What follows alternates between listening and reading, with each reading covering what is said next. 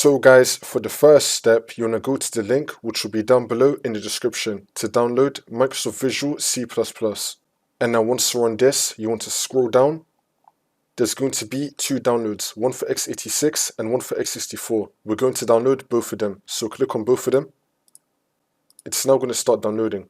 And now once they've been downloaded, you just want to right click on one of them and then click on show in folder.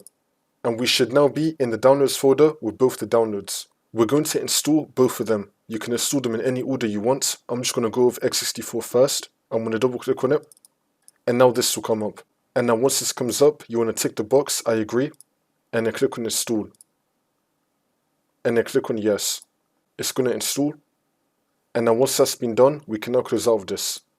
We're now going to install the other one. For me, it's going to be x86. I'm going to double click on it. And now once this comes up, you want to tick the box, I agree. And then click on install. And then click on yes. Now once it's been installed, we can now close out of this. And now for the last step, you want to restart your computer. And then the problem should be fixed.